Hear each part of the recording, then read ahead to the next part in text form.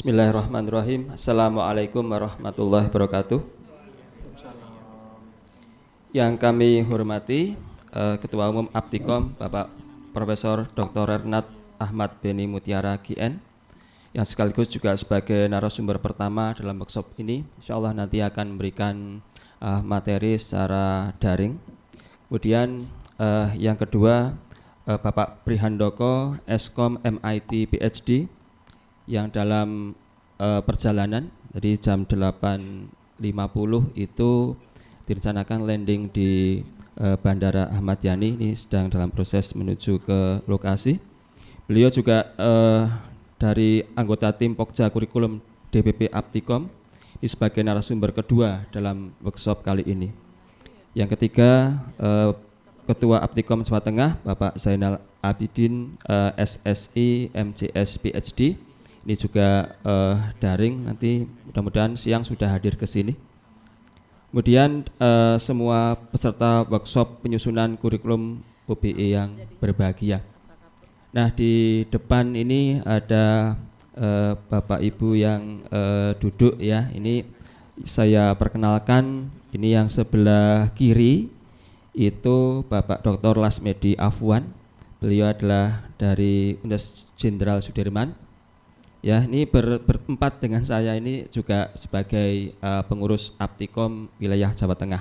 Ya, kemudian yang kedua sebelah kanannya dari Bapak Ibu atau sebelah kirinya begitu ya, Ibu Endang Sugiyarti, ini beliau dari Universitas Negeri Semarang. Kemudian yang sebelah belakang kami ini adalah Bapak Prof. Harjito Bambang, ini dari UNS Universitas mana? Enggak, tadi di revisi namanya itu. Oh iya, kebalik di grup namanya dibalik gitu ya. Oke, Bapak Profesor Bambang Harjito ya dari Universitas Negeri Surakarta 11 Maret gitu ya. 11 Maret direvisi lagi ya. Nah, pada kesempatan yang penuh dengan keberkahan ini, kami dari selaku panitia workshop penyusunan kurikulum OBE Outcome Based Education dari unsur pengurus Aptikom Jawa Tengah menyampaikan ucapan selamat datang di Kota Semarang, ibu kota Provinsi Jawa Tengah tercinta ya. Alhamdulillah ini dalam suasana yang cerah meskipun semalam itu hujan deras ya mengguyur Kota Semarang. Insya Allah hati kita semua dalam keadaan yang cerah, ceria, penuh semangat ya untuk belajar dan menimba pengetahuan, menimba ilmu yang baru dari para narasumber yang luar biasa. Dapat kami laporkan juga bahwa jumlah peserta workshop kali ini adalah berjumlah 139 peserta yang berasal dari berbagai program studi dan jenjang yang ada pada rumpun informatika dan komputer ya, ada dari prodi informatika, prodi sistem informasi, prodi teknologi informasi, sistem komputer maupun teknik komputer dan bidang-bidang lain yang serumpun ya. Juga kami mencatat ada dari berbagai jenjang berbeda, ada yang D3, S1, S2, bahkan ada yang dari program S3. Ini berasal dari berbagai provinsi yang ada di Indonesia ya. Dari ada Yogyakarta, ada dari Kalimantan, ada dari Sumatera dan sebagainya ya. Tidak hanya dari wilayah Jawa Tengah saja. Workshop penyusunan kurikulum berbasis Outcome Based Education atau OBE akan menghadirkan pencerahan dari dua narasumber yang luar biasa, baik dari Profesor Dr. Renat Ahmad Beni Mutiara GN maupun dari Bapak Prihandoko Eskom MIT PhD. Workshop akan dilaksanakan dalam 2 hari atau tepatnya 1,5 hari, mulai dari Senin pagi ini sampai dengan besok Selasa tanggal 17 Januari 2023 pukul 12 siang. Mudah-mudahan bisa diselesaikan. Yang terakhir adalah selamat melaksanakan workshop penyusunan kurikulum berbasis OBE ini. Mudah-mudahan workshop ini bermanfaat dan luaran workshop ini bisa menjadi oleh-oleh yang dapat diimplementasikan di prodi-prodi Bapak Ibu peserta workshop ini. Mohon maaf jika ada dalam penyelenggaraan workshop ini beberapa kekurang sempurnaan atau kekurangan di sana sini. Kami hanya dapat mengharapkan masukan dan saran yang konstruktif untuk perbaikan pelaksanaan di masa yang akan datang. Akhirul kalam, wabillahi taufiq wal hidayah. Wassalamualaikum warahmatullahi wabarakatuh.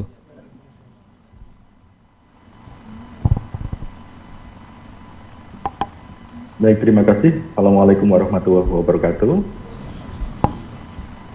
Salam Om Swastiastu, Namo Buddhaya, salam kebajikan Rahayu.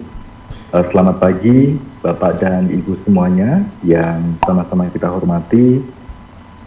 Bapak Ketua Umum Aptikom, Prof. Beni, yang pada kesempatan hari ini sudah berkenan hadir melalui Zoom, dan insya Allah nanti juga akan menyampaikan materi untuk sesi yang pertama. Yang kami hormati narasumber yang kedua, ada Pak Prihandoko yang sampai saat ini masih proses perjalanan karena ada delay pesawat. Kemudian yang kami hormati Bapak Ketua Panitia Pak Rizal yang tadi sudah memberikan laporannya. Kemudian yang kami hormati segenap pengurus Aptikom Provinsi Jawa Tengah yang juga bergabung bersama kami dan turut mensukseskan kegiatan ini. Yang kami hormati segenap panitia yang sangat luar biasa dalam waktu yang singkat sudah mempersiapkan kegiatan workshop penyusunan kurikulum berbasis OBE dengan baik. Serta Bapak Ibu, Ketua Jurusan, kemudian Koordinator Program Studi, Ketua Program Studi, dan seluruh pengelola program studi yang hadir sebagai peserta pada kegiatan pagi hari ini.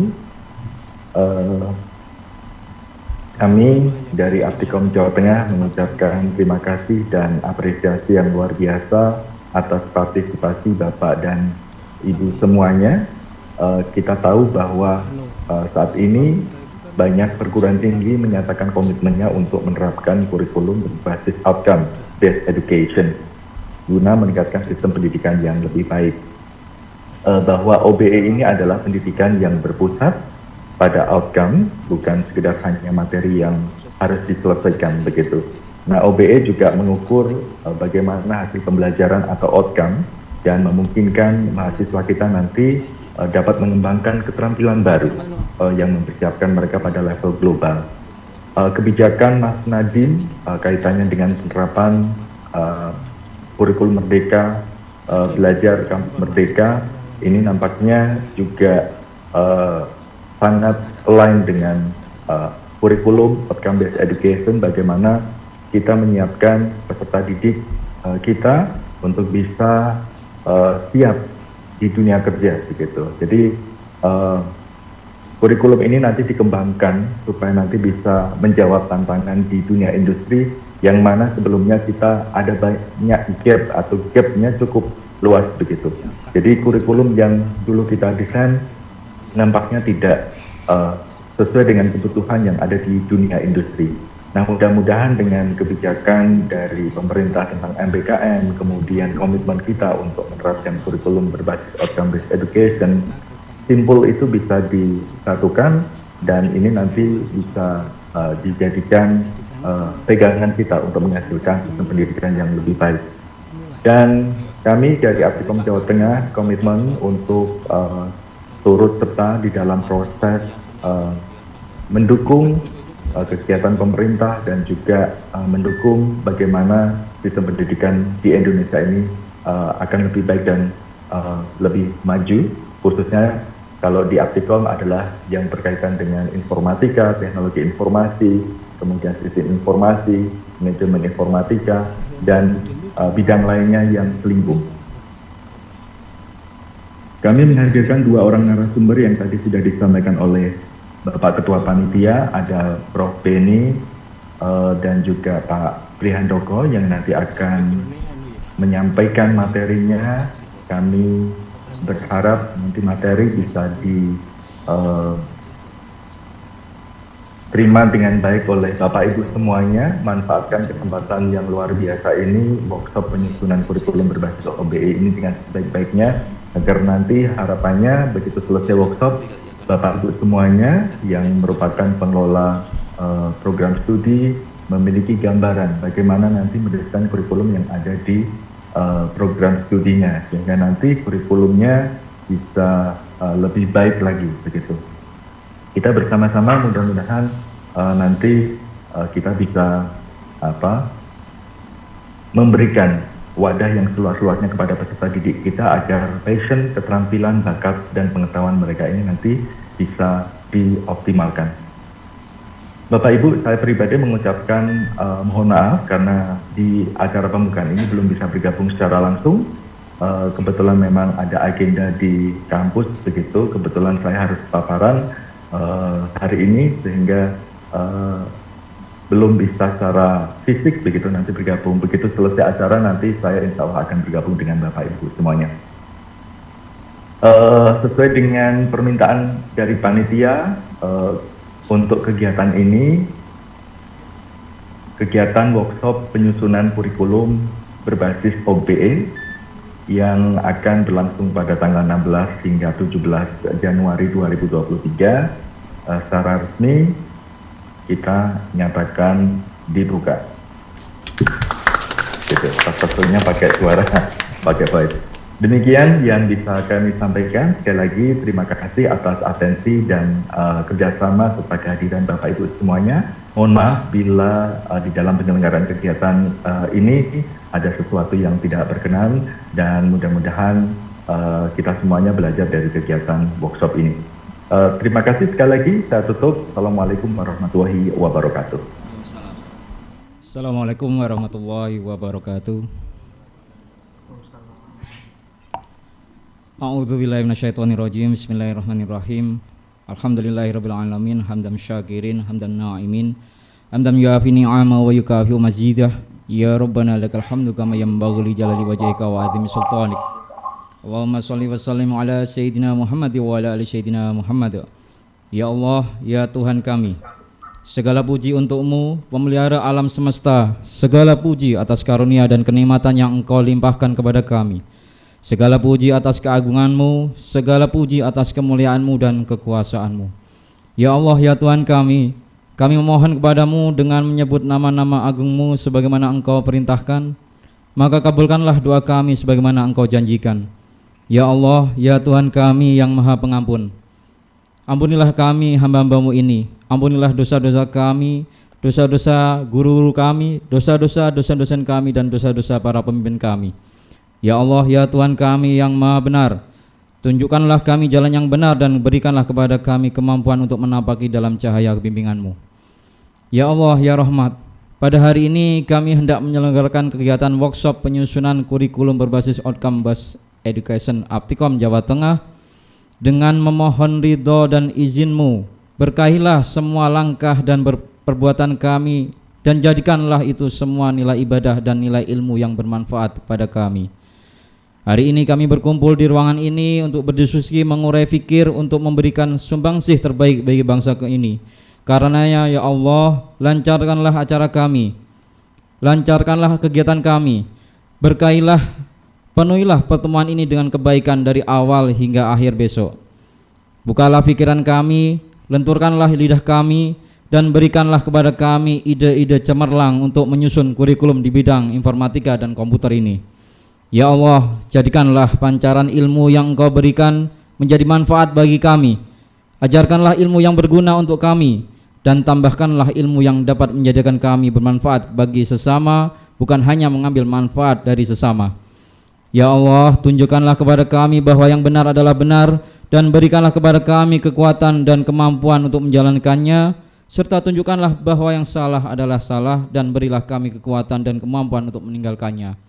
Rabbana atina fid dunya hasanah wa fil akhirati hasanah wa qina adzabannar wa adkhilnal jannata ma'al abrar ya aziz ya rabbal alamin.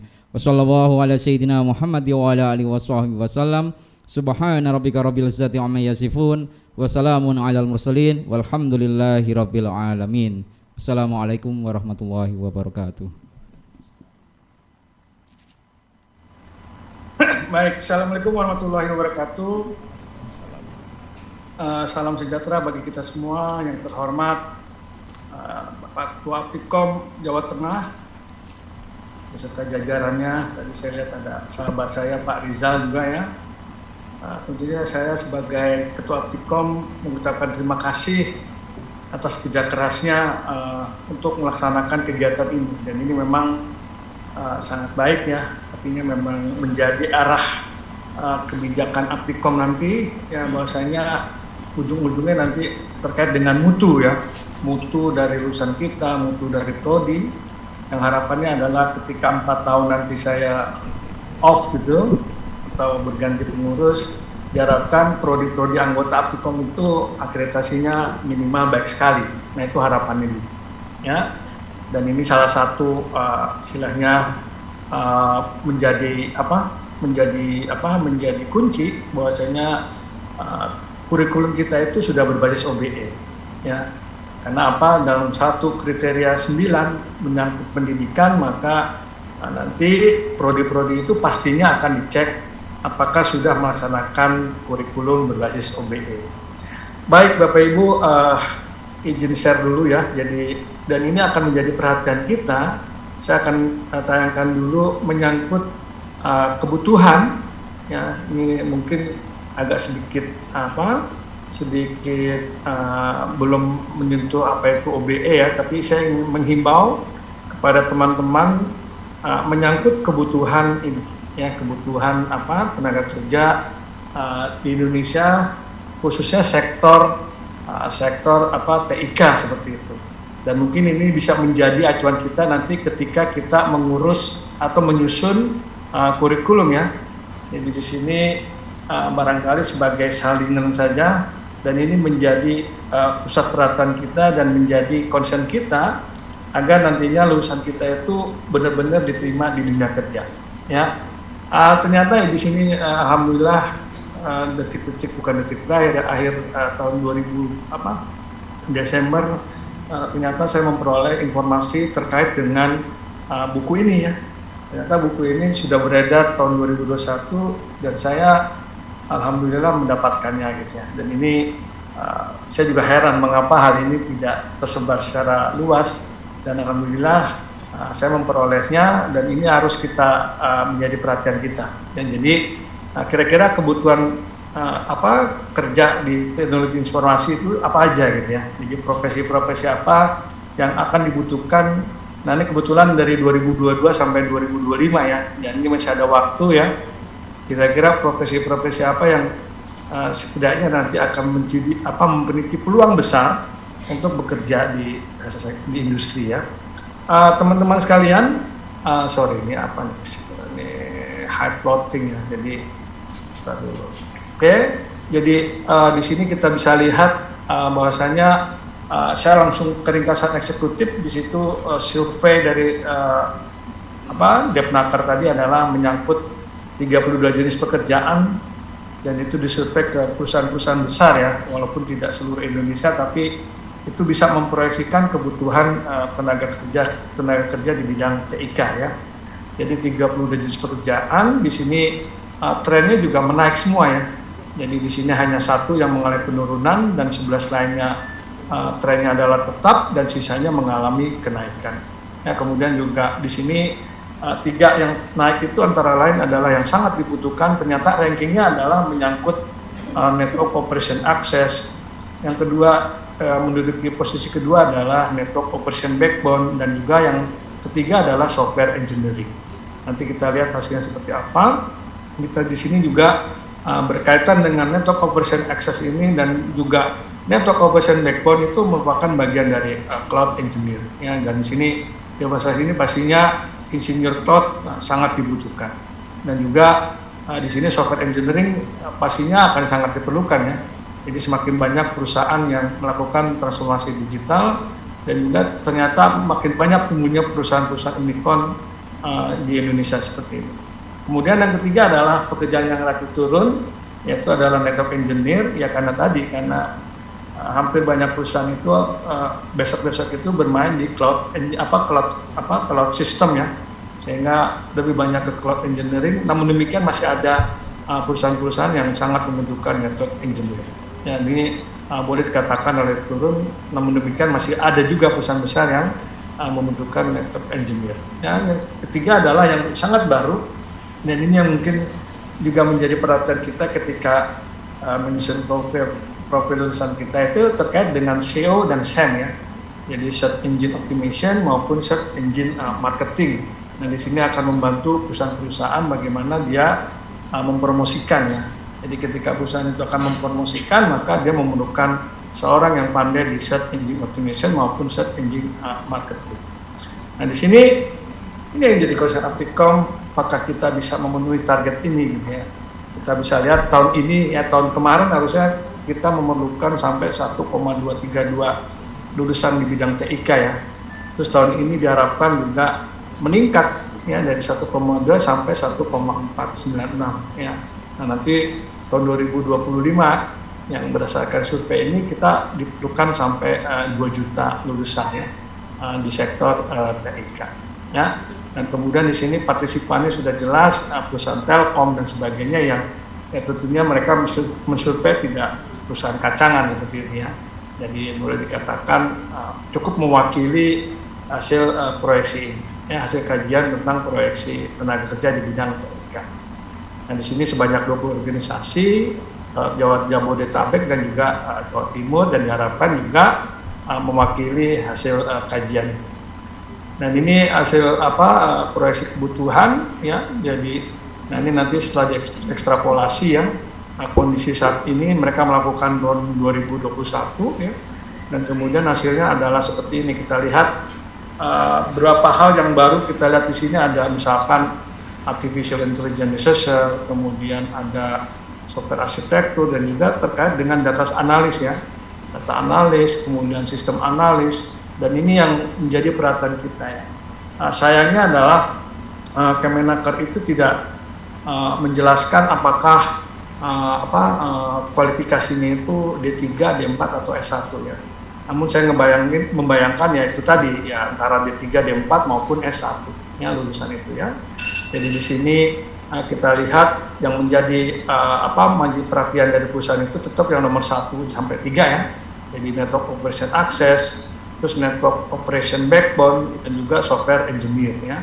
Tapi di samping ada hal-hal yang baru ya, jadi ada artificial intelligence researcher, kemudian ada cloud computing engineer, data arsitek, yang data arsitek ya kaitannya nanti mungkin ke data scientist gitu ya, kaitannya ke data scientist.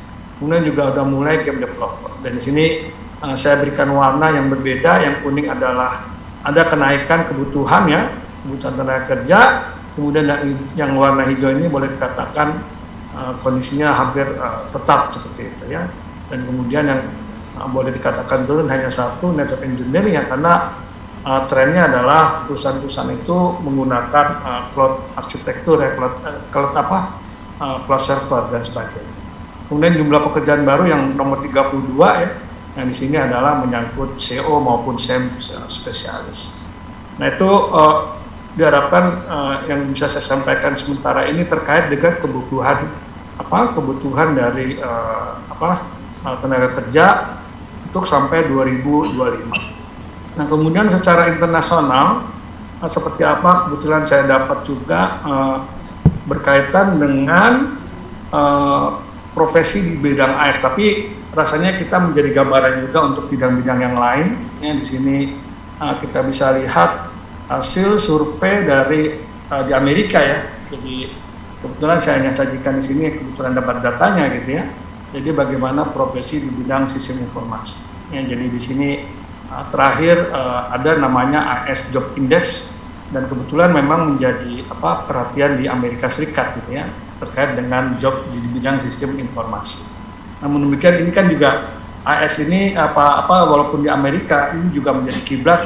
Ya barangkali nanti lulusan kita itu bekerja di perusahaan-perusahaan multinasional seperti itu. Ya, teman-teman, ini adalah prospek kebutuhannya. Nah, jadi secara umum walaupun data 2022, tapi ini adalah sasarannya sampai 2029. Ini di Amerika ya, tapi ini menjadi cermin bahwasanya seperti software developer, database administrator, computer hardware engineer, ini semuanya ini masih sangat dibutuhkan sampai tahun 2029. Ini juga mungkin gajinya sementara data tahun 2020 kemungkinan biasanya orang IT itu datanya gajinya mungkin bisa terus meningkat seperti itu. Nah kemudian juga di sini kita lihat sama juga di best technology jobnya sama, jadi ada software developer dan seterusnya. Dan kebutuhannya di sini dilihat yang diperlukan hanya lulusan bachelor, atau mungkin kalau di negara kita itu setara dengan S1 seperti itu. Nah kemudian information system job index. Jadi utamanya memang kebutuhannya adalah menyangkut data analis, kemudian dia akan menjadi seorang IT consultant ya, dan juga pengembangan application, dan ujung-ujungnya kalau mereka setelah banyak experience diharapkan dia akan menjadi CIO maupun CTO ya, atau Chief Technology Officer. Nah ini snapshot tahun 2022, ini di Amerika ya. Jadi di sini kita lihat rata-rata pekerjaan mereka ada di mana ya. Jadi ada di sektor industri information technology, dia bisa bekerja di financial services ya, dan seterusnya. Nah atau juga bisa akan bekerja di manufacture including misalkan di otomobil dan sebagainya ya. Dan ini juga terkait dengan lulusan S1 di sana, maka di sini kita bisa lihat analisis keamanan informasi, kemudian sebagai project manager, dan juga diharapkan menjadi IT consultant ya, walaupun kita punya jurusan sendiri terkait dengan teknologi informasi. Namun demikian lulusan dari SP, kata mereka gitu, kata yang membuat indeks ini adalah lulusan sistem informasi diharapkan juga bisa menjadi advisor atau konsultan teknologi informasi. Jadi samping juga kita nggak bayangnya adalah SI itu nggak bisa software developer gitu ya, bukan core-nya mereka, tapi ternyata di Amerika pun dia juga bisa menjadi software developer. Nah ini menjadi perhatian kita ya, apakah kita benar-benar terpaku AS nggak mesti software developer gitu, karena biasanya bicara software developer itu yang bermain adalah informatik, atau juga satu lagi adalah RPL itu sendiri ya, jadi prodi rekayasa perangkat lunak. Tapi di sini tidak menutup kemungkinan lulusan dari sistem informasi itu bisa mengembangkan software dan seterusnya. Yang jelas data analitik ini sangat dekat ya, kemudian computer system analysis dan juga information technology auditor. Nah di sini perlu diramu ya. Jadi tentunya kita harus meramu ya, walaupun ya Amerika mengatakan seperti ini, jangan sampai boleh dikatakan ya software developer itu nggak mesti core-nya IS gitu ya. Nah ini acuannya apa sehingga kita tidak tumbang tindih antara informatik dengan sistem informasi adalah tetap kita kembali ke ACM ya. Jadi ACM sudah mengeluarkan pengetahuan-pengetahuan apa yang utama baik di informatik, ilmu informatik atau ilmu komputer, kemudian pengetahuan apa yang utama di sistem informasi, pengetahuan utama yang ada di teknologi informasi, dan juga pengetahuan utama di rekayasa perangkat lunak. Tapi ini hanya bisa ini juga kita apa yang saya sajikan di sini bisa menjadi bahan perhatian kita ketika menyusun profil lulusan kita. Nah kemudian di S2 udah pasti ya, jadi otomatis dia akan menjadi project manager, software developer dan seterusnya. Ya.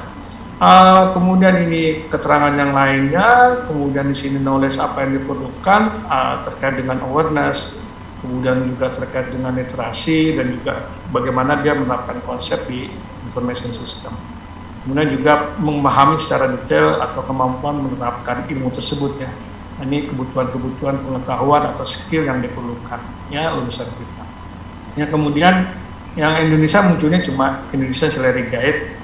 Ini umumnya kalau bicara di Indonesia Salary Guide itu keluaran dari Purcell & Carey, jadi teman-teman bisa searching ya Indonesia Salary Guide di Purcell & Carey. Kita lihat kita lulusan kita itu banyak bermain nantinya di high tech gitu ya, dan itu kita punya standar gajinya gitu ya. Jadi harapannya adalah ini perlu diinformasikan kepada lulusan kita nanti, wah kita punya standar gaji gitu loh ya. Jadi di sini kebutuhannya apa, kualifikasinya apa, dan di sini ada experience ya, minimal gajinya juga dijelaskan di sini.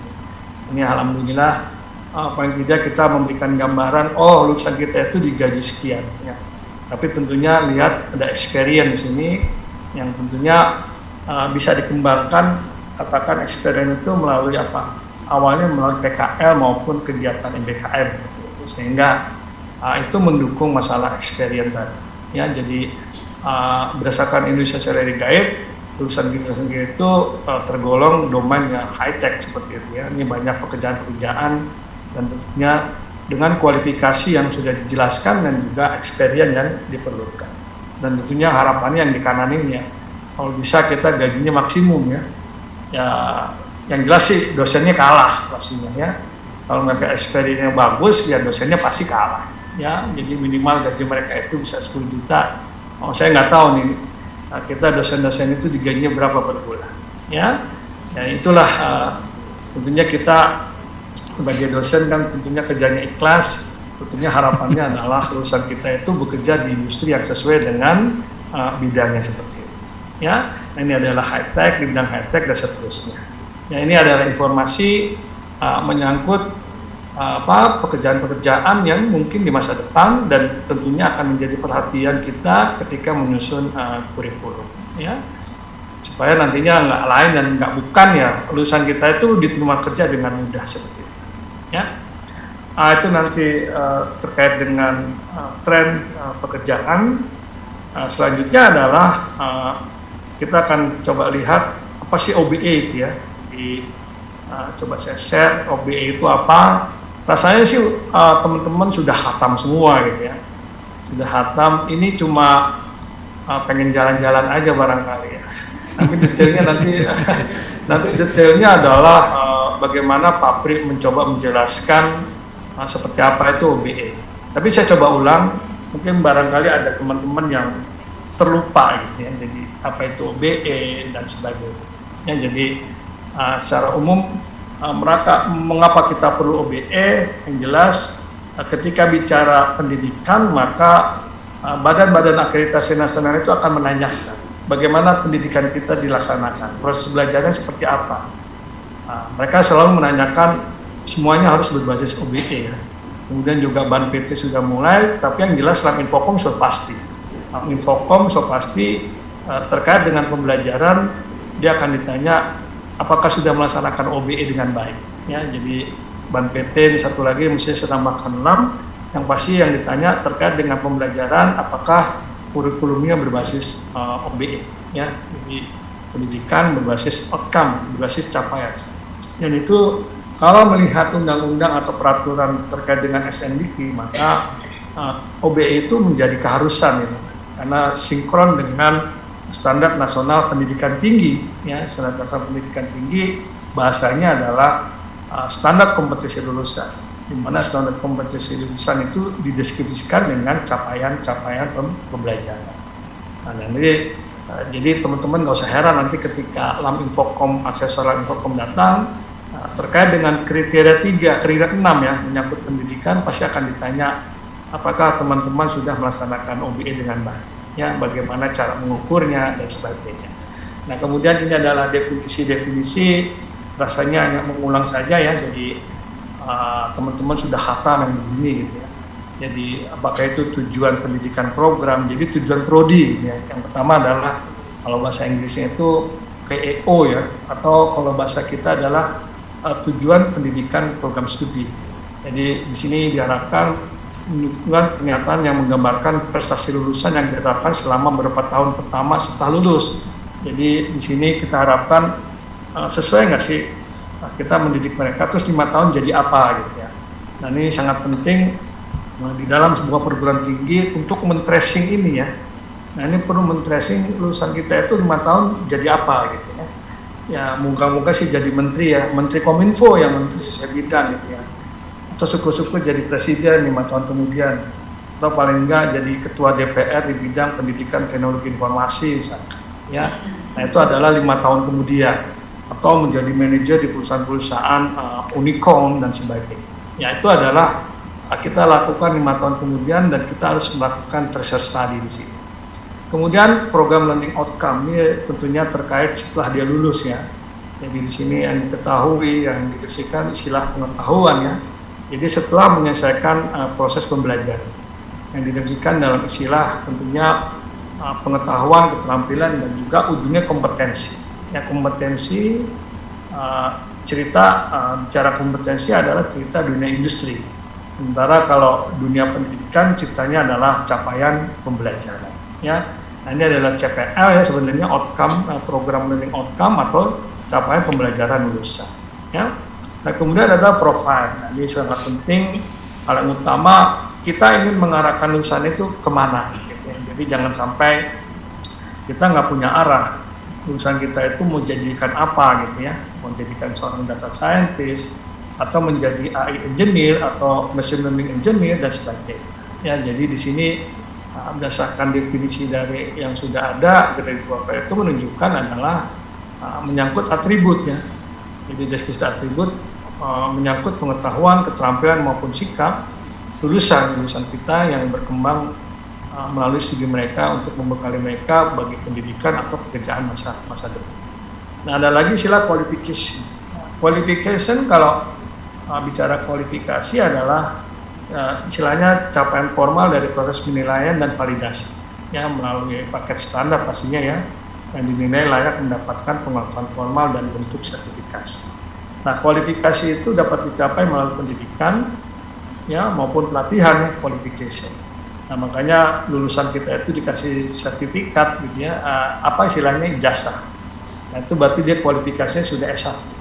Tapi belum tentu kompetensi. Karena kompetensi itu hanya dicapai melalui sebuah experience. Nah, dua hal yang sangat berbeda, qualification dan kompeten. Sementara kompetensi adalah dunia pekerjaan ya. Nah, itu tidak sekedar ijazah. Ya, jadi kadang-kadang tanpa ijazah pun dia punya experience yang baik, maka dianggap dia sebagai seorang yang kompeten. Ya. Nah, sementara qualification itu dapat dicapai melalui pendidikan maupun pelatihan. Namun demikian orang yang kualifikasi satu itu belum tentu kompetensi karena biasanya melalui experience yang 3-5 tahun kemudian sehingga dianggap kompeten. Ya, sekali lagi kompeten nggak mesti ada ijazah, tapi dengan punya ijazah S1, S2 dan sebagainya kompetensi itu mudah dicapai. Ya, banyak memang keluhan-keluhan yang saya dengar dari lulusan itu kadang-kadang walaupun kita punya sertifikasi dari LSP itu nggak jamin dia bisa kerja. Ya, nah ini kembali lagi masalah kompetensi itu sangat tergantung pada experience. Sementara qualification itu boleh dikatakan dapat dicapai yaitu tadi melalui pendidikan dan ujung-ujungnya kita memberikan sertifikasi atau juga ijazah seperti itu. Nah, sekali lagi diharapkan nanti ketika kita memperoleh ijazah si mahasiswa kita itu diharapkan kompetensi di dunia kerja itu mudah tercapai. Jadi yang namanya orang sekolah itu adalah memberikan peluang kita lebih besar menjadi orang yang lebih kompeten. Atau bahasa umumnya adalah dengan sekolah atau pendidikan maka peluang menjadi seorang sukses itu lebih besar ketimbang orang yang tidak berpendidikan, yang tidak sekolah. Kemudian di sini adalah knowledge dan sebagainya, skill dan seterusnya. Jadi ada knowledge, ada skill. Nah, kembali lagi saya harapkan nanti kompetensi itu lebih kepada dunia kerjanya. Sementara kita masih bicara qualification itu dianggap qualification asalkan capaian pembelajaran itu sudah dipenuhi. Ya, capaian yang dipenuhi ya tentunya lulusan kita mendapatkan ijazah pastinya. Ya. Kemudian qualification framework ini adalah kerangka secara nasional dan juga bagaimana kita menyusun istilahnya membagi-bagi qualification berdasarkan tingkat pendidikan. Dan ini sudah digariskan melalui peraturan presiden kalau nggak salah KKNU tahun 2012 atau 2014 ya. Saya nggak hafal kalau nomor-nomor seperti itu. Yang jelas kita punya National Qualification Framework atau KKNI dan tujuannya nggak lain adalah dengan adanya National Qualification Framework itu bisa disandingkan dengan Qualification Framework dari negara lain. Ya, jadi mereka dapat mengukur kira-kira kalau qualification ini setara dengan qualification berapa di negara lain.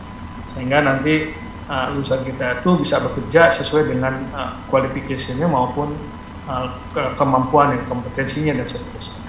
Ya, yang jelas qualification-nya sama disandingkan dengan negara lain sehingga misalkan S1 di sini mungkin setara di Amerika, misalkan bachelor dan seterusnya. Ya, ini ada National Qualification Framework. Nah, kemudian pengertian yang digunakan, nah ini jangan lupa teman-teman kita sudah punya buku panduan MBK. Jadi kita simak kembali terkait pengertian-pengertian yang ada di dalam buku tersebut ya. Jangan lupa ketika menyusun supaya kita nggak salah persepsi. Ya, misalkan terkait dengan apa itu misalkan seorang profil maknanya seperti apa ya. Jadi sini profil lulusan adalah penciri atau peran yang dapat dilakukan oleh lulusan kita ya di bidang kalian atau bidang belajar tertentu. Ya tentunya setelah menyelesaikan studinya, ya. Kemudian ada program educational objective, ini adalah tujuan pendidikan dari program studi. Ya, jadi ini kata kuncinya adalah dicapai lulusan dalam beberapa tahun setelah lulusnya. Jadi di sini tentunya didasarkan pada kebutuhan dan prediksi lulusan kita, prediksi kemampuan masa depan. Nah kemudian menyangkut capaian pembelajaran di kemampuan yang diperoleh internalisasi, pengetahuan sikap dan keterampilan, dan mungkin kompetisi di standarnya dan juga akumulasi ya, pengalaman yang tertuang dalam kerangka kualifikasi. Sengaja kompetisi ini dilakukan karena ini kaitannya dengan nanti standar kompetisi lulusan yang sudah tertuang di dalam Permendikbud nomor 3 tahun 2020 ya, itu menyangkut SNDIKT tadi. Jadi di sini kriteria minimal tentang kualifikasi kemampuan lulusan yang mencakup sikap, pengetahuan dan seterusnya ya, dan dinyatakan dalam rumusan capaian pembelajaran. Nah ini standar kompetisi lulusan, walaupun bicara kompetisi saya katakan tadi lebih kepada dunia industri ya. Nah ini SKL ini standar kompetisi lulusan, paling tidak harapannya nanti 5 tahun kemudian dia memiliki kompetisi tersebut. Nah sementara ketika dia akan lulus boleh dikatakan dituangkan dalam capaian pembelajaran dari lulusan, capaian pembelajaran dari prodi seperti itu ya. Kemudian adalah bahan kajian, materi pembelajaran, terus pengalaman belajar, terus macam-macam bentuk pembelajaran. Nah sekali lagi saya mau tengok-tengok buku panduan MBKM tahun 2020 menyangkut pengertian-pengertian ini. Kemudian metode pembelajaran, terus bagaimana kriteria penilaian dan juga apa itu indikator penilaian, dan juga hal yang perlu ditekankan juga adalah bagaimana literasi data. Hampir semua prodi, nggak hanya di bidang infokom itu harus paham ya, bagaimana membaca, menganalisis, menggunakan data dan informasi. Jadi di dalam buku panduan ini wajib yang namanya literasi data. Ya tentunya kita sebagai bidang infokom tentunya pengetahuannya atau pemahamannya harus lebih hebat ketimbang prodi-prodi yang lain. Dan kemudian adalah literasi teknologi. Nah ini diharapkan juga nggak hanya bidang infokom harus paham tentang coding, artificial intelligence maupun prinsip-prinsip dari engineering seperti itu. Itu berdasarkan buku panduan MBK.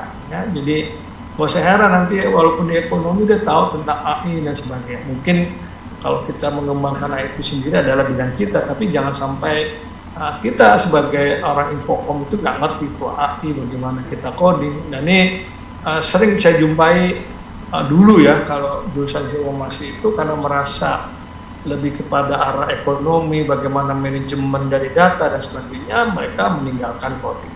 Nah sekarang anak SD sekarang itu nggak boleh. Jadi anak SD sekarang itu wajib mengenal juga yang namanya pengkodian.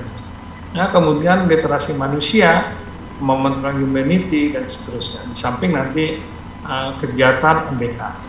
Ini kembali lagi ada 9 kegiatan. Kalau di sini di buku ini masih 8 kegiatan ditambah lagi dengan bela negara.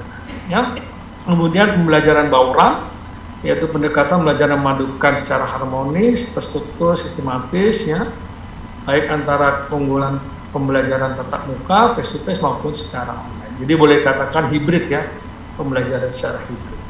Dan kemudian sistem pengelolaan juga sama, dan juga diharapkan juga kalau memang kita belum bisa membangun, dan harapannya Aptikom sudah punya ya, kita punya namanya MOOC Aptikom, dan kita akan mendorong bahwasanya prodi-prodi dari seluruh Indonesia itu memegang MOOC yang dimiliki oleh Aptikom ya.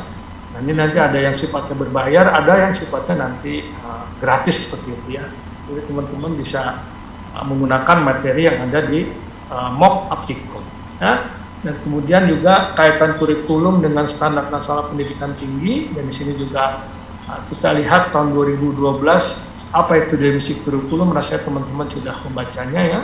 Ya tentunya ini menjadi landasan berpikir kita ketika menyusun kurikulum, perangkat rencana, pengaturan, nilai tujuan dan seterusnya. Memang nanti ujung-ujungnya adalah ketika kurikulum terjadi, strukturnya sudah ada, ujung-ujungnya adalah kita harus membangun RPS yang luar biasa gitu, karena kuncinya ada di rencana pembelajaran. Ya, jadi rencana pembelajaran per semester dan seterusnya. Kemudian ini adalah langkah-langkahnya, dan ini rasanya nanti Pak Pri akan menjelaskan mulai dari bagaimana memilih capaian pembelajaran lulusan prodi ya, capaian pembelajaran prodi, kemudian bahan kajiannya seperti apa, dan nanti kita bahas di workshop ini ya. Jadi 4, 8 dan seterusnya ya, paling tidak sampai 12 ini kita akan masuk ke workshop di sini ya. Jadi tahapan nomor 2, 3, dan tentunya kalau menyangkut masalah ya tentunya bicara implementasi nanti di lapangan ya. Kemudian juga kita harus melakukan evaluasi. Bagaimana metodenya, istilahnya di sini tahap evaluasi bisa ke bagaimana kita mengukur capaian pembelajaran dari si mahasiswa dan seterusnya. Dan ini lagi terkait dengan kaitannya dengan standar nasional pendidikan tinggi.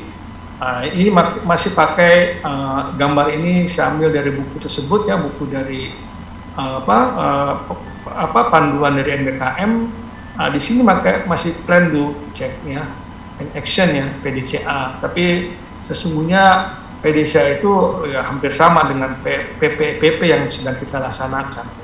Ya, kita lihat planning atau perencanaan di sini istilahnya penetapan sebenarnya. Jadi bicara plan di sini adalah bicara penetapan kebijakan. Kemudian P yang kedua adalah pelaksanaan ya. Kalau di sini PDC adalah do ya. Kemudian melakukan evaluasi. Nah, setelah evaluasi pasti melakukan yang P yang ketiga itu adalah pengendalian dan juga peningkatan. Nah, itu masuknya bisa di action nanti ya. Jadi kalau ada hal yang tidak sesuai maka masuk yang P ketiga maupun P yang keempat maupun dengan P yang kelima. Nah, sementara buku ini memang memberi arahan masih ke dalam rangka plan do check and action ya, karena ini basisnya tentunya kita menggunakan ABET sih. Jadi orang yang menyusun ini masih berbasiskan kepada ABET dan seterusnya ya. Tapi ini sama juga kalau kita terjemahkan atau transformasi menjadi PPP, maka plan adalah P yang pertama, kemudian do adalah P yang kedua, dan evaluasi ya, penilaian dan evaluasi yang tentunya di sini actionnya akan dipecah menjadi pengendalian dan peningkatan.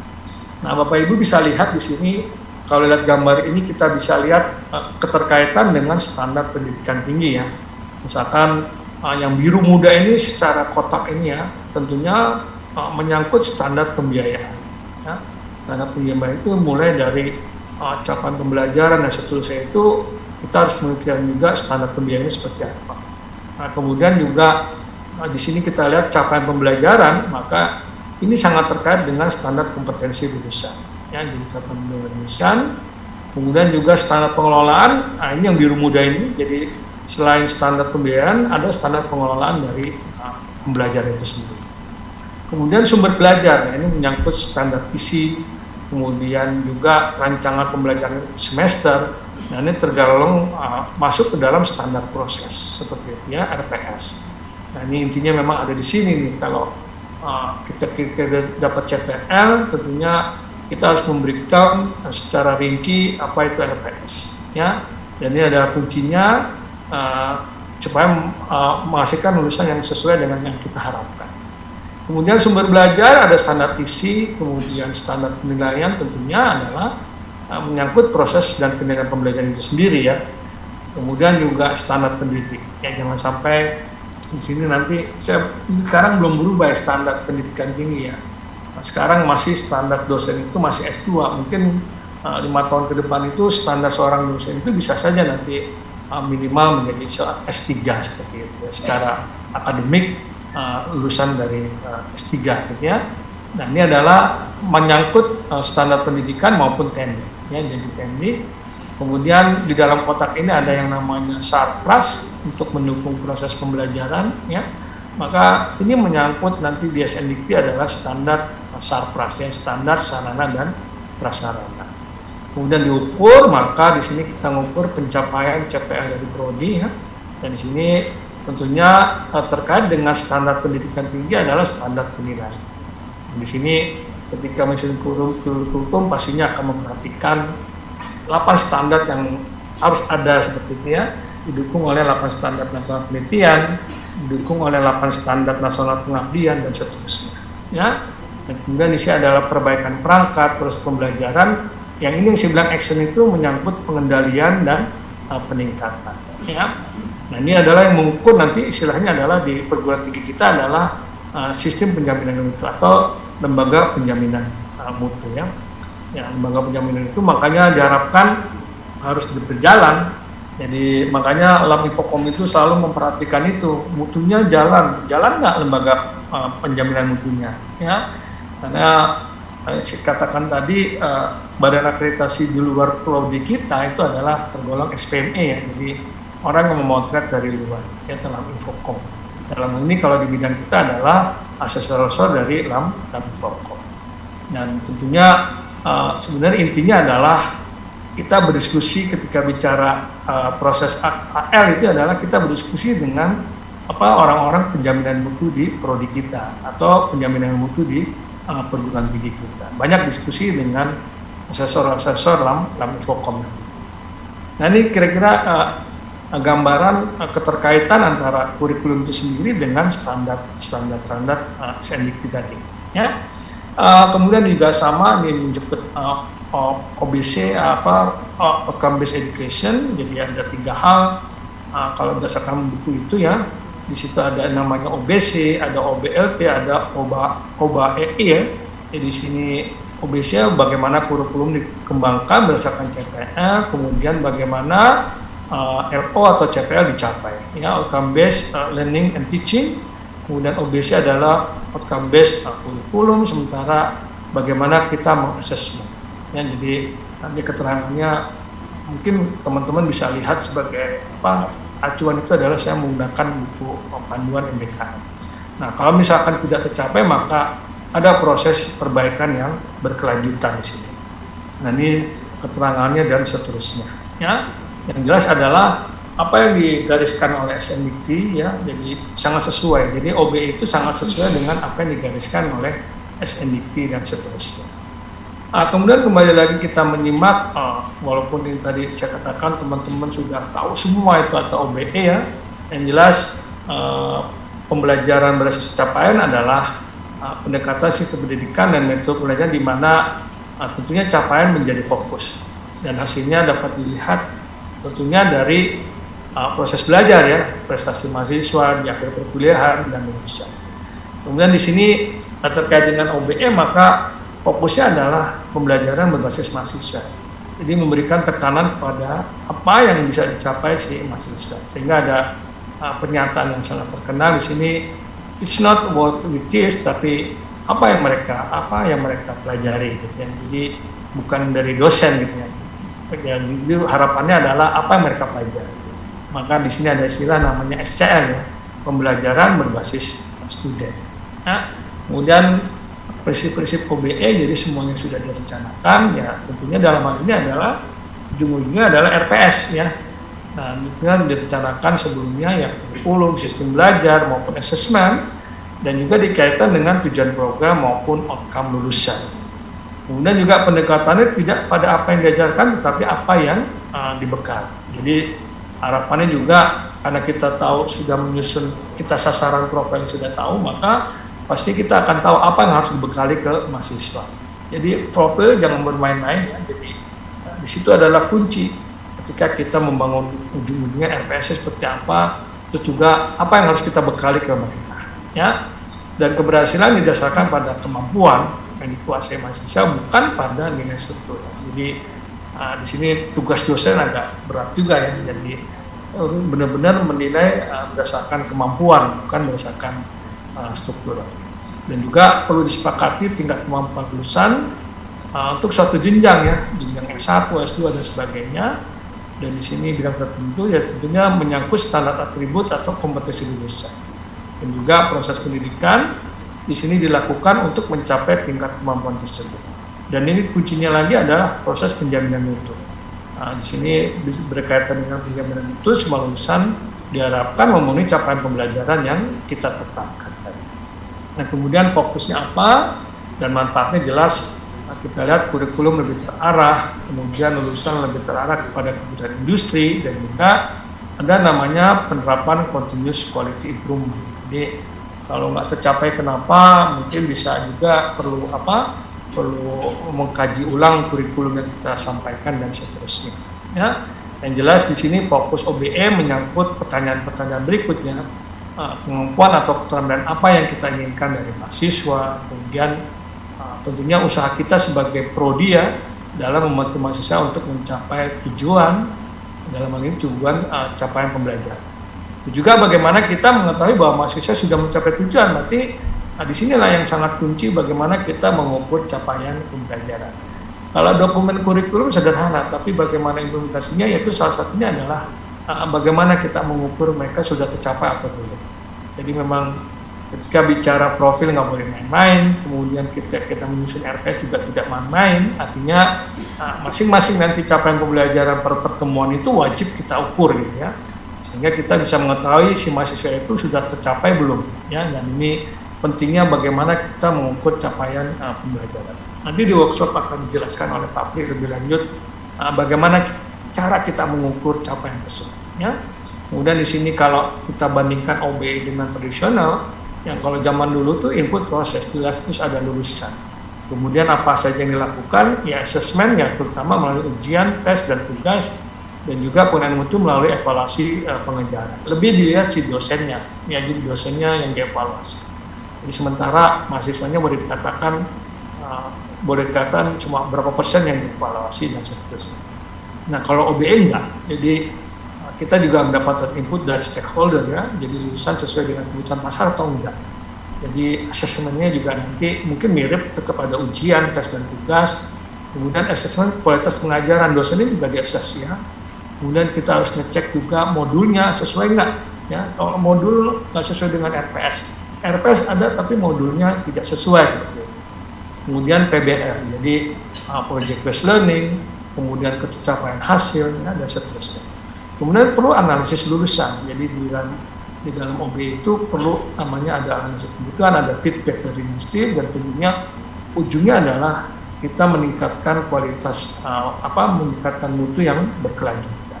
Ya, kalau tadi cuma mungkin sampai input proses lulusan, sementara di OBE itu sampai nanti kita harus melihat men-tracing ya, nanti dengan tracer tadi kita melihat lulusan kita itu sesuai nggak dengan bidang pekerjaan.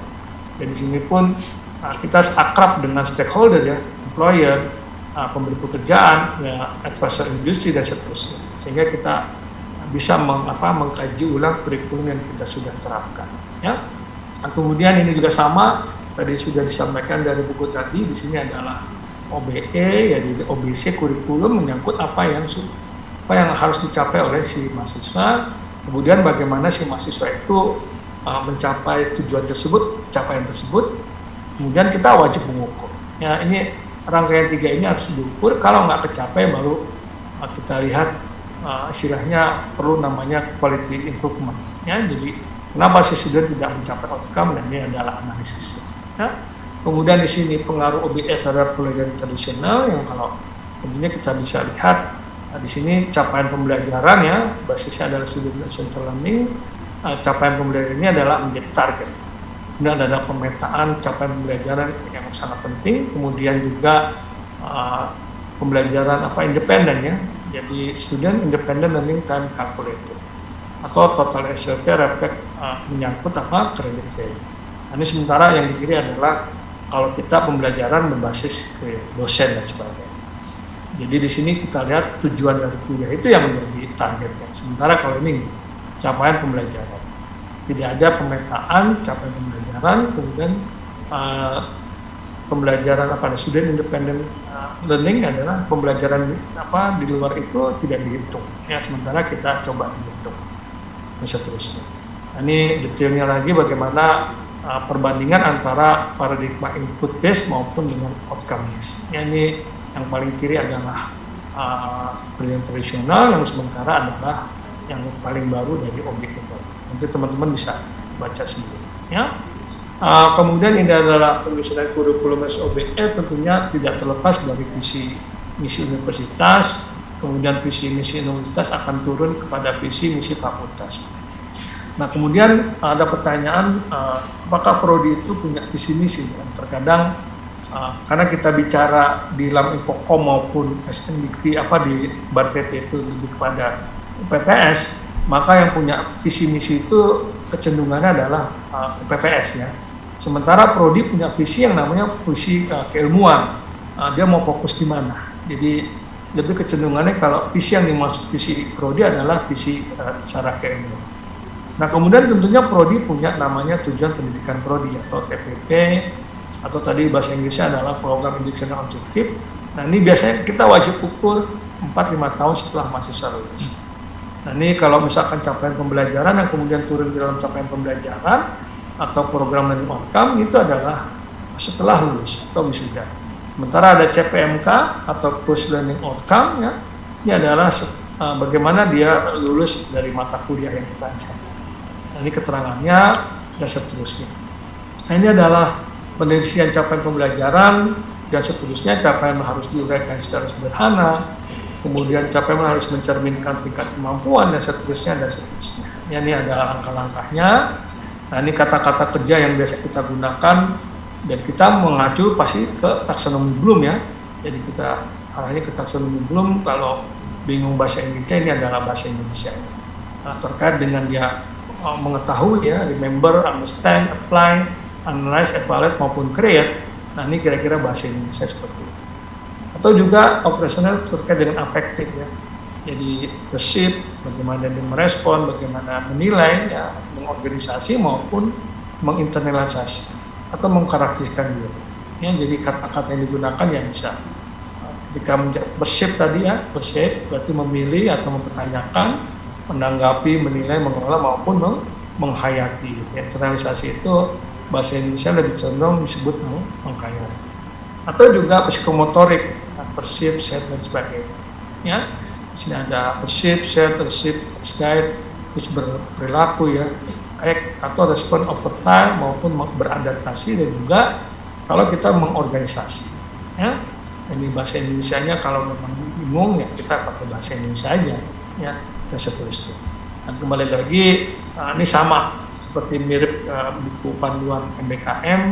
Ini adalah bagaimana kita menyusun yang jelas, punya profil, punya CP, kemudian kita sudah siap dengan bahan kajian, kemudian kita harus jelaskan metode pembelajaran.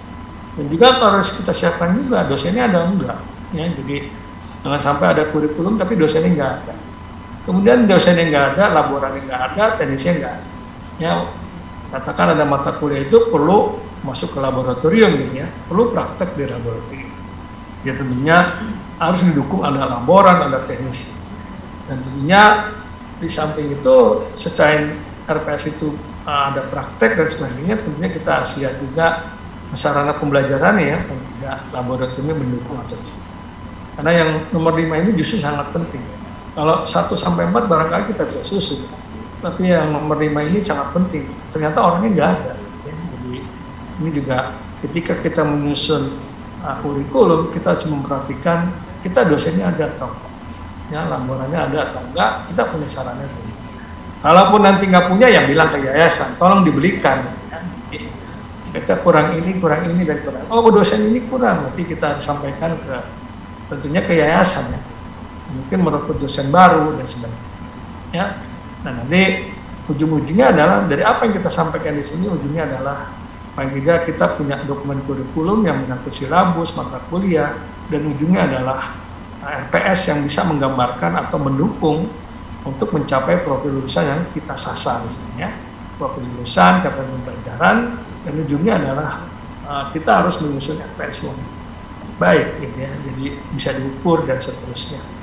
Nah ini ya implementasinya sama juga tadi menjadi sebuah siklus ya, ini menyangkut terkait dengan mulai dari tujuan pendidikan prodi, dari sini diterjemahkan menjadi CPL ya, kemudian dari CPL masuk ke CPLK, dan masing-masing dinilai ya, jadi masing-masing ini ada siklusnya. Ketika bicara CPL ada penilaian dan masing-masing ada penilaian dan dilakukan sebuah istilahnya continuous quality improvement ya, jadi ada analisisnya apa saja yang perlu ditingkatkan dan nah kemudian di sini adalah tadi sama juga pelaksanaan OBE terkait dengan kurikulum, maka kaitannya dengan silabus, RPS, modul dan bahasa.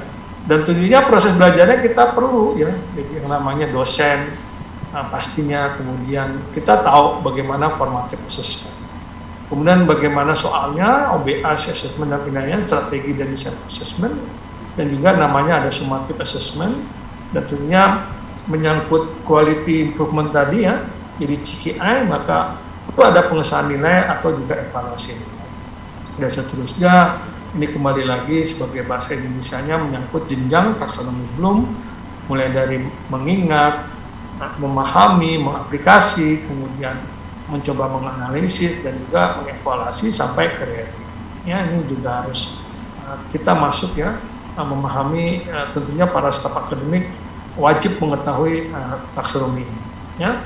Kemudian peran dosen memahami TPP, ya jangan sampai dosen nggak ngerti kurikulumnya apa, RPS-nya apa, mungkin seperti itu. Ya kan ada juga dosen yang pokoknya saya ngajar, dia hanya menunaikan kewajiban tanpa memikir kalau di dalam RPS itu harus dilakukan apa gitu ya. Dan mereka harus benar-benar menguasai apa yang tidak, paham betul RPS yang kita susun nanti. Kemudian dosen juga kompetisi sesuai bidang yang harusnya harapannya adalah sesuai bidang. Kemudian paling tidak melakukan tutorial dan juga melakukan praktikum kalau memang ada praktek atau praktikum. Arahan juga sama, bisa mengerjakan sehingga bisa mengerjakan tugas dengan baik. Kemudian juga si dosen itu wajib melakukan evaluasi ketercapaian, ya, menyiapkan dokumen-dokumen, memastikan urusan dengan SNDP ya. Dan sampai kita ngajarin itu mestinya levelnya kualifikasinya S1 yang kita ajarkan kualifikasi D3, D2 dan seterusnya.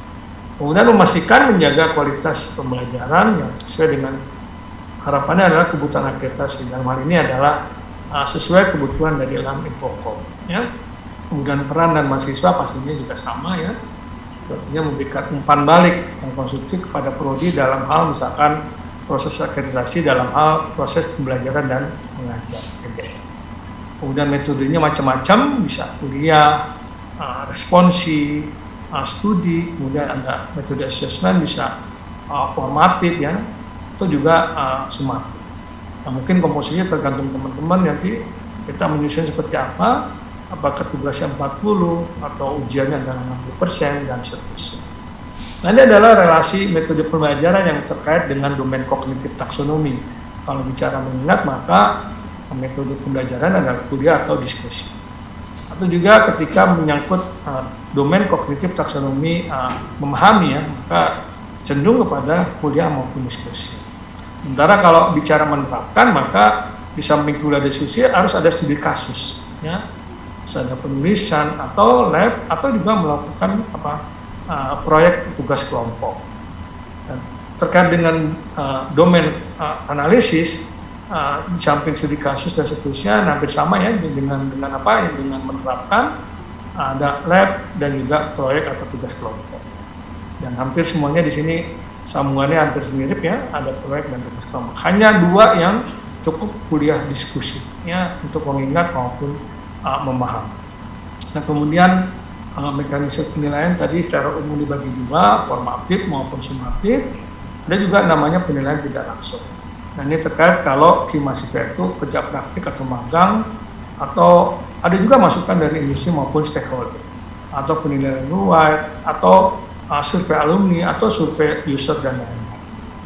Kemudian memastikan juga verifikasi tugas dan seterusnya. Ini kriteria penilaian nanti dijelaskan lebih lanjut. Contoh level domain kognitif, ya kan, pertanyaan adalah 1 dan seterusnya, materinya misalkan seperti ini ya. Dan kita bisa lihat bahwasanya misalkan konsep pertama ini masalah, misalkan terkait dengan remembering C1, bobotnya adalah 5 dan seterusnya. Nah, ini contoh bagaimana menerapkan mata kuliah ketika masuk ke penilaian tadi ya, berapa persentase dan sebagainya. Nah, ini adalah relasi jenis assessment terkait dengan domain kognitif taksonomi Bloom. Jadi kalau ketika bicara mengingat, maka biasanya adalah fill in blank, misalkan isi titik-titik atau multiple choice, atau ngasih label diagram atau reciting.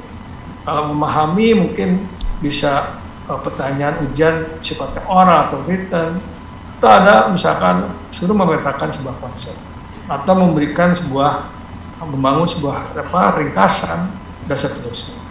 Kemudian ketika bicara menerapkan, ya itu menyangkut misalkan masalah problem set atau mengukur kinerja, ya, atau membuat presentasi dari prototipe, ya, atau juga melakukan simulasi. Ini juga hal yang sama, maka ketika menganalisis, maka di sini kira-kira ujiannya seperti apa yang dilakukan. Ini rasanya ini saya salah ketik ya. Ini mungkin dianalisis, mungkin ini bukan isinya ya. Ini mungkin, mohon maaf, ini menganalisis salahnya. Ini masih salah sayanya. Tapi ada metode sendiri bagaimana kita menganalisisnya, mengerti menganalisis atau enggak. Ini contoh kalau mengevaluasi, maka paling tidak dia paham betul dengan jurnal, atau mengkritik dan seterusnya, atau kita menganalisis dalam bentuk case study, atau juga project research dan seterusnya. Nah, hal yang lain kalau misalkan kita ingin mengukur dia mampu menciptakan, ya, jadi bagaimana misalkan komposisi musik, mengukur kinerja, kemudian membangun rencana bisnis, atau misalkan merancang website dan seterusnya. Ya, ini contoh-contoh bagaimana apa istilahnya hal yang perlu dinilai, ya, untuk alat-alat relasi jenis assessment terkait dengan assessment apa yang kita lakukan untuk menilai domain kognitif, memahami, menerapkan dan seterusnya. Nah, itu yang sementara yang bisa saya sampaikan. Nanti mungkin detailnya adalah Pak Pri, ya, tentunya bisa lebih detail lagi menyangkut prodi kita itu sendiri, ya. Ya, mungkin itu yang bisa saya sampaikan sementara ini. Saya mengharapkan nanti ada diskusi lebih lanjut. Demikian, terima kasih. Assalamualaikum warahmatullahi wabarakatuh. Waalaikumsalam warahmatullahi wabarakatuh. Terima kasih Prof. Beni Mutiara. Jadi tadi paparannya panjang lebar dan cukup detail, ya. Jadi sekarang bikin kurikulum mungkin tidak seperti dulu, ya, asal ada daftar mata kuliah udah jadi, ya. Sekarang banyak sekali aspek yang harus dipertimbangkan, ya, jadi multidimensi. Nah, mungkin untuk selanjutnya kami mempersilahkan, mungkin ada 2 atau 3 penanya. Kalau yang mau berkenan bertanya, mungkin Pak Prof. Beni nanti mungkin bisa menjawab. Nah, kami persilakan kalau yang mau bertanya tapi harus ke depan gitu, ya. Monggo supaya bisa di-shoot di Zoom. Ada yang berkenan mau bertanya? Silahkan, monggo Pak. Mungkin di depan nggak apa-apa. Ya, monggo nanti bergantian. Monggo. Ya, silahkan. Mungkin perkenalkan diri dulu. Baik, terima kasih Bapak Moderator, yang terhormat Bapak Prof. Dr. Retnat Ahmad Beni Mutiara QN. Selamat atas kepemimpinan Bapak di Aptikom mendatang.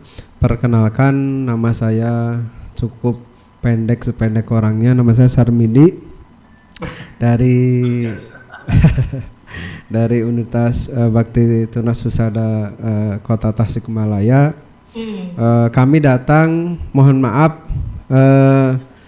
dengan background sekolah tinggi kesehatan, dan setelah kami akselerasi ke universitas, kami akan, jadi kalau yang lainnya barangkali di sini sudah khatam, kata Pak Bernard tadi, kalau kami dari hal yang baru, yaitu baru mau merintis. Nah, dalam hal merintis itu biasanya ada kecukupan dokumen yang harus kami upload di Simler Karma, ya. Iya. Ya, seperti itu. Nah, hubungannya dengan kami akan membuka prodi sistem informasi. Nah, salah satu dokumen itu kalau tidak salah tentang kurikulum. Mohon pencerahannya Bapak, dokumen kurikulum itu harus seperti apa kalau sesuai dengan materi hari ini. Yang kedua, mohon juga nanti berkenan di-share template hubungannya dengan kurikulum OB ini. Begitu, terima kasih. Assalamualaikum warahmatullahi wabarakatuh. Baik. Iya. Monggo silakan. Ya, baik. Terkait dengan Lemkerma, maka di situ ini di luar konteksnya. Alhamdulillah saya kebetulan juga evaluator di Lemkerma, ya. Jadi terkait dengan kurikulum itu ada 3 atau 5 hal penting yang ditanyakan. Yang pertama adalah kita menyusun keunggulan. Jadi keunggulan prodi kita itu apa? Ya tentunya keunggulan kekhasan itu dibandingkan dengan prodi-prodi baik 3 prodi nasional maupun 3 prodi internasional kalau kita sanggup melakukan perbandingan tersebut. Nah, di situ menyangkut kekhasan itu menyangkut pertama adalah pengembangan keilmuan, itu ditanyakan. Yang kedua adalah capaian pembelajaran, kajian terkait dengan capaian pembelajaran. Yang ketiga adalah kurikulum, ya. Kurikulumnya itu nanti ditanyakan secara singkat bagaimana perbandingannya dengan prodi-prodi yang lain. Jadi ketiga hal tersebut ditanyakan, Pak. Jadi menyangkut keunggulan maupun kekhasan prodi kita. Ya. Pertama menyangkut aspek pengembangan keilmuan, yang kedua menyangkut capaian pembelajaran, yang ketiga adalah kurikulum. Nah tentunya penyusunan ini didasarkan atas perbandingan dengan 3 prodi nasional di Indonesia dan juga diharapkan juga berdasarkan perbandingan 3 prodi yang sejenis di tingkat internasional. Itu butiran pertama pertanyaan. Yang kedua adalah profil lulusan. Di teman-teman juga yang ingin mendirikan prodi baru itu kita harus susun profilnya kayak apa. Ini profil lulusan semacam kita menyasar pekerjaan apa nanti, profesi apa lulusan dari kita tadi. Tadi saya sudah jelaskan kemungkinan menjadi apa tuh, misalkan kalau SI menjadi data analis, ada kemungkinan menjadi software developer dan sebagainya. Makanya saya tadi tayangkan, oh ini kira-kira profil-profil lulusan yang dibutuhkan sampai 2025. Tadi tahun 2025 kebutuhan negara ini sampai 2 juta tuh Pak. Ya. Nah jadi teman-teman boleh menghasilkan apa kira-kira sasaran lulusan kita itu apa, profilnya kayak apa. Nah itu tadi saya katakan tadi berdasarkan survei Kemenaker bisa menjadi acuan. Harapannya nanti tentunya lulusan kita itu bisa digunakan di dunia kerja. Itu butir kedua. Yang ketiga adalah capaian pembelajaran. Nah hari ini nih, nanti Pak Pri akan menjelaskan, alhamdulillah sebelum Munas, Pokja Kurikulum Aptikom sudah menelurkan 2 buku ya, 2 buku panduan kurikulum untuk sistem informasi dan informatika. Nanti tentunya setelah diajarin, ya, Pak Pri akan menyampaikan buku yang sudah ada. Ya. Jadi Pak siapa tuh Pak Sarmidi ya, mohon maaf Pak. Jadi kita udah punya panduan Pak. Nanti Pak Pri makanya mendetailkan nanti bagaimana kita menyusunnya. Nah ini yang disebut capaian pembelajaran ini yang harus dimasukkan kalau kita ingin menyusun instrumen pendirian prodi baru. Kemudian yang ketiga adalah, yang keempat adalah butiran keempat tentunya adalah itu tadi struktur kurikulum ya. Nah nanti si asesor itu evaluator dari Lemkerma itu akan melihat si struktur ini mendukung capaian pembelajaran enggak, mendukung profil atau enggak. Jangan sampai misalkan kita punya profil misalkan artificial intelligence gitu ya, AI engineer misalkan. Tapi di situ nggak ada mata kuliah yang terkait dengan AI engineer ya. Jadi struktur kurikulum itu diharapkan mendukung profil maupun sesuai dengan capaian pembelajaran. Seperti itu. Ya, kembali lagi ke butir 2 dan 3 tadi, maka ketika kita menyusun software developer katakan seperti itu, maka di capaian pembelajarannya pun harus muncul. Ada misalkan biasanya fokus kita itu di pengetahuan maupun keterampilan khusus ya, dimana di dalam keterampilan khusus itu kita menyatakan bahwa mahasiswa nanti memahami bagaimana mengembangkan software. Kalau misalkan profil lulusan kita adalah sebagai software developer, atau misalkan sistem analis. Nah di situ juga baik di pengetahuan kita state bahwasanya mahasiswa kita sangat memahami bagaimana menggunakan sistem misalkan gitu. Yang keterampilan khususnya mungkin mahasiswa kita mampu mengembangkan sistem informasi seperti itu. Nah itu antara profil dengan capaian pembelajaran itu nggak boleh. Ya pokoknya profilnya harus nyambung dengan capaian pembelajaran. Nah kemudian di breakdown kepada struktur perkuliahan ya, struktur mata kuliah, struktur kurikulum. Nah itu nanti kita tanyakan, semester ini sampai 8 semester. Nah, itu diharapkan apa yang kita sajikan atau kita sajikan mata kuliahnya itu di dalam subkurikulum pasti harus diharapkan mendukung dari capaian pembelajaran dan juga profil lulusan. Ya, nah itu yang keempat, butir yang keempat, yang butir yang kelima itu tadi pertanyaan terkait dengan MBKM. Ya, apakah kita mendukung atau punya kebijakan kebijakan untuk implementasi dari MBKM tadi? Ya, apakah 8 kegiatan itu dilaksanakan atau enggak di prodi kita nanti? Nah, itu adalah 5 butir itu yang sangat penting ketika kita mendirikan prodi baru ya. Jadi itu kira-kira terkait dengan kurikulum. Tadi pertanyaan kedua apa ya? Saya lupa tadi. Pertanyaan kedua apa tadi? Template, Pak. Oh, template apa? Template apa tadi? Template mengenai buku panduan. Nanti akan dikasih sama Pak Pri. Atau kalau saya juga sudah punya, tapi nanti Pak Pri akan sampaikan ketika sambil menyusun, nanti Pak Pri akan memberikan buku panduan bagaimana menyusun kurikulum SI maupun bagaimana menyusun kurikulum informatika. Sudah lengkap Pak, insya Allah. Dan hari ini mungkin hari ini Pak Pri akan mendetailkan satu-satu bagaimana menyusunnya mengikuti buku panduan yang telah disusun oleh Aptikom. Itu Pak, jangan takut Pak ya. Jadi insya Allah Pak Samidi dari Tasik ini nggak sia-sia datang hari ini ya Pak ya, 2 hari ini. Semoga insya Allah berkah Pak, insya Allah. Ya. Terima kasih Bapak Ibu. Ya, terima kasih. Mungkin ada satu lagi, silahkan Pak. Monggo. Assalamualaikum warahmatullahi wabarakatuh. Waalaikumsalam. Ya. Orangnya mana? Terima kasih Pak Prof Beni. Kami ucapkan selamat ya atas terpilihnya di Munas kemarin untuk memimpin Aptikom ya, Aptikom di Indonesia. Baik, perkenalkan dulu Prof, saya Teguh Priantoro dari Sekolah Tinggi Ilmu Manajemen Informatika dan Teknik Komputer Agamua Wamena Papua Pegunungan.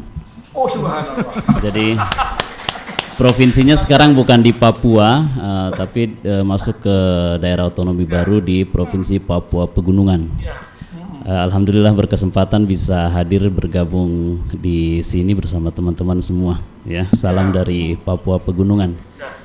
Ya, mungkin juga mengharap ya mudah-mudahan ada kesempatan bagi Prof Beni juga untuk bisa hadir di ujung timur Indonesia. Insyaallah. Ya, kebetulan Aptikom kami di Papua juga sedang maksudnya untuk melakukan kegiatan untuk perpanjangan mungkin ya yang sampai saat ini. Baik, terima kasih kesempatannya. Ada beberapa hal yang ingin kami tanyakan. Yang pertama terkait tadi dengan penyusunan daripada profil lulusan ataupun di capaian pembelajaran.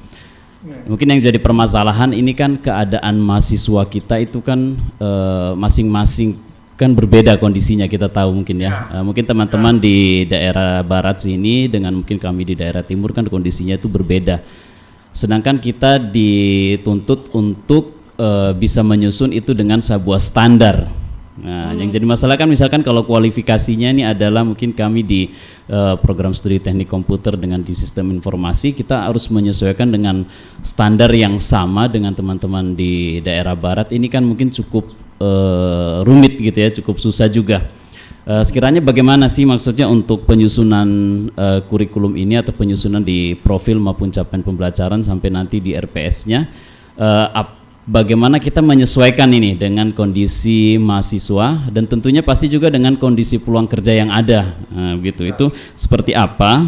Apakah nanti terkait dengan di MBKM ini juga itu masuk di situ untuk bagaimana kita menyusun kurikulum apa dan sebagainya, itu diserahkan betul kepada kampus atau kepada prodi itu untuk menyusun sesuai dengan keadaan kondisi mahasiswa itu sendiri.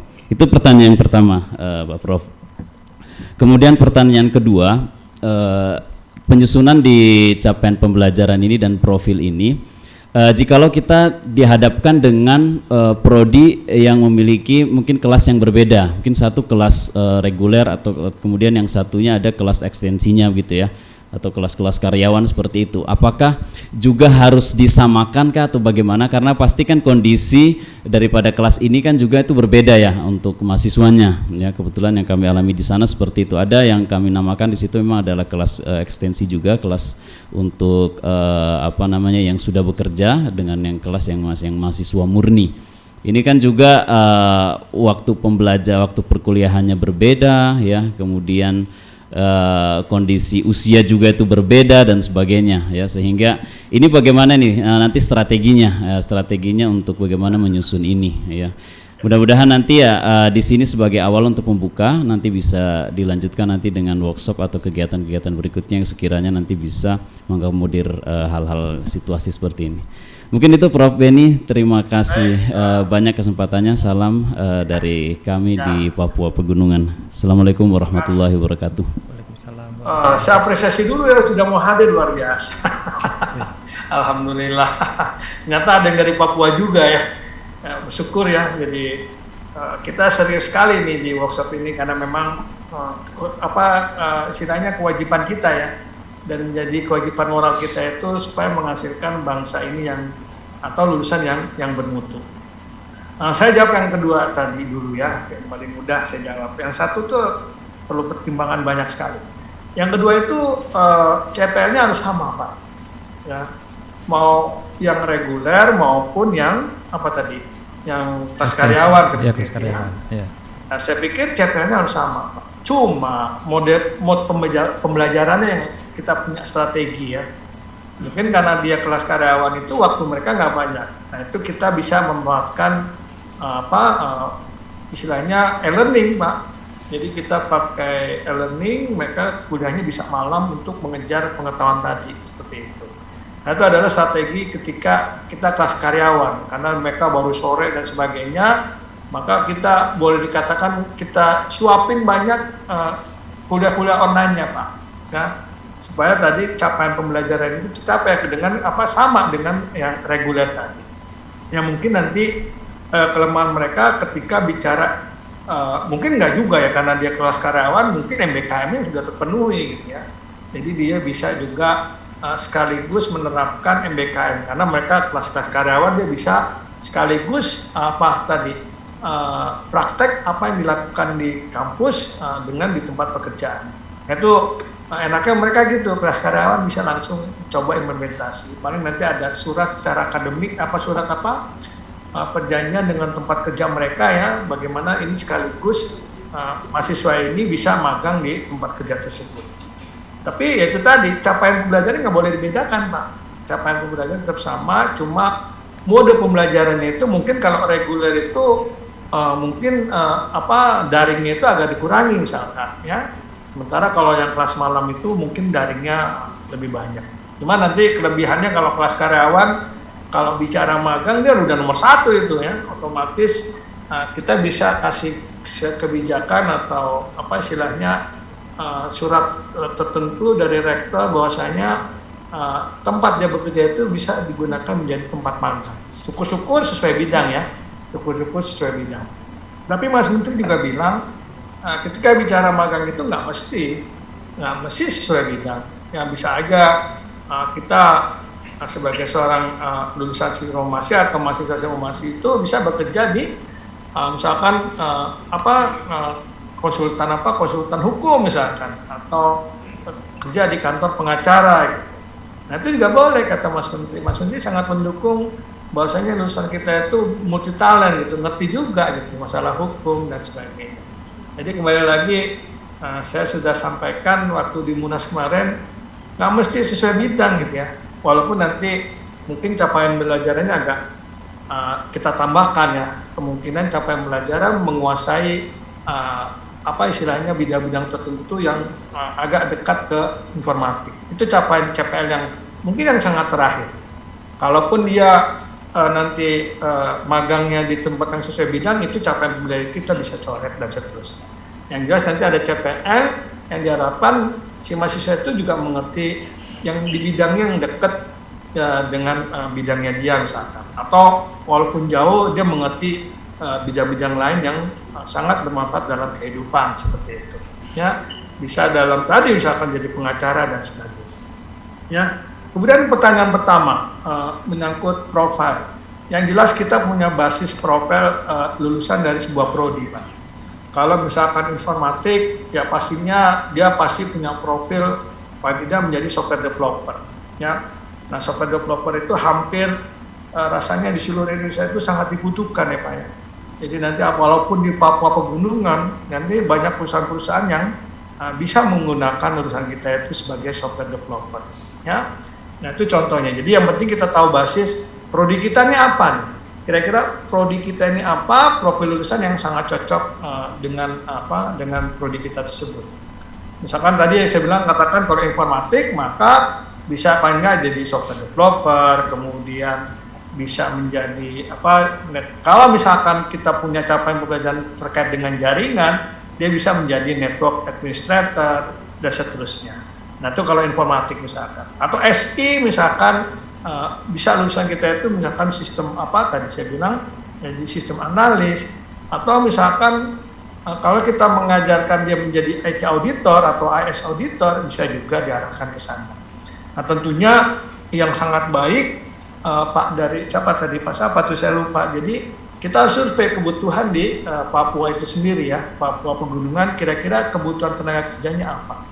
Di samping tadi di awal presentasi saya itu saya menyajikan kebutuhan pekerjaan-pekerjaan yang dibutuhkan di bidang TIK tadi berdasarkan survei dari Kemenaker. Mungkin bisa diselaraskan dengan itu. Apa iya di situ tertera nggak pekerjaan-pekerjaan tadi yang berdasarkan survei Kemenaker benar-benar dibutuhkan di Papua? Ya, kalaupun nggak ada berarti ada profil lulusan baru di luar itu tadi. Rasanya sih nggak jauh dari profil lulusan yang disarankan dari Kemenaker. Ya tentunya nanti juga kembali lagi kalau profil sudah kita canangkan maka CP-nya kita susun gitu ya. Jangan sampai capaian pembelajaran itu menyimpang dari profil yang kita sasar. Dan kembali lagi saya katakan dari situ baru kita nyusun struktur kurikulum. Jangan sampai struktur kurikulum yang kita sajikan itu tidak mendukung profil lulusan atau tidak mendukung capaian pembelajaran. Kunci cuma itu ya. Di samping nanti di dalam struktur kurikulum kita harus mengakomodasi, memfasilitasi MBKM ya. Jadi di situ ada kebijakan dari perguruan tinggi wajib memfasilitasi kegiatan dari MBKM yang sampai 9 tadi. Apakah masih 9? Enggak juga. Jadi kita paling tidak nomor 1 ada pertukaran pelajar antara PT kita dengan PT perguruan tinggi yang lain. Ya, nah itu paling tidak ada pertukaran. Yang kemudian juga yang kedua yang wajib mungkin perlu kita lakukan terkait dengan MBKM itu adalah misalkan magang. Ya, magang itu diharapkan juga diperoleh dari si mahasiswa. Itu kalau misalkan juga kita menyelenggarakan MBKM itu secara mandiri. Dan juga kita bisa mendorong si mahasiswa itu mengikuti MBKM yang flagship ya. Jadi Dikti itu selalu menyelenggarakan itu gitu. Jadi setiap tahun itu menyelenggarakan 8 kegiatan atau 9 kegiatan yang didanai oleh Dikti kementerian gitu. Jadi si mahasiswa kita itu bisa mendaftar ke Dikti untuk mengikuti misalkan ada yang terakhir terkait dengan bagaimana meningkatkan kompetensi mereka itu dengan program bangkit misalkan. Program bangkit itu kaitannya dengan Google ya. Jadi kalau udah lulus prestasinya bagus dia akan bisa magang atau bisa jalan-jalan ke Stanford dan sebagainya. Nah, itu contoh program-program flagship yang diselenggarakan yang diatur atau diadministrasi oleh pendidikan tinggi ya, Dikti ya seperti itu. Atau juga kita menyelenggarakan secara mandiri. Nah, kalau secara mandiri berarti dengan kata lain, katakan dengan magang kita harus punya MOU, kita harus lihat membangun MOU dengan perusahaan-perusahaan yang ada di daerah kita.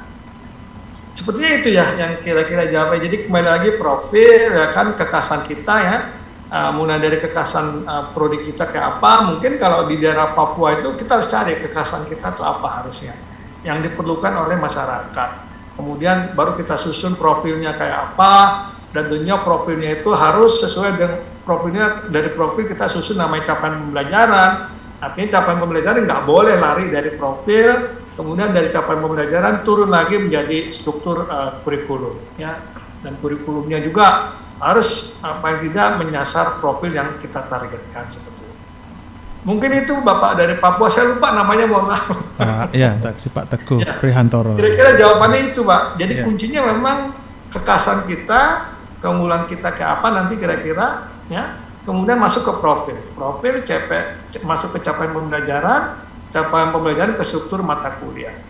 Walaupun nanti di dalam struktur mata kuliah itu ditanya RPS-nya kayak apa, ya. Nanti ditanya RPS-nya kayak apa. Nah, dua hari ini mungkin insya Allah Papri akan menyusun secara detail bagaimana dari profil turun sampai ke struktur mata kuliah, terus bagaimana kita menyusun RPS, ya. Mungkin itu Pak yang bisa saya sampaikan, ya. Ya, terima kasih Prof. Ya. Ahmad Beni Mutiara. Jadi sebenarnya mungkin masih banyak pertanyaan, cuman masalahnya ini ada keterbatasan waktu Pak. Jadi nanti mungkin ada kesempatan lain lagi kita mungkin bisa diskusikan. Oke, baik. Ya, jadi karena keterbatasan waktu, jadi kita akhiri untuk sesi dari paparan Profesor Dr. Retnat Ahmad Beni Mutiara QN. Mari kita beri aplaus untuk Pak Profesor. Terima kasih atas paparannya di acara hari ini. Nah, jadi untuk acara ini selanjutnya kami serahkan ke MC untuk melanjutkan acara berikutnya. Dari saya sebagai moderator, mohon maaf kalau ada kekurangannya.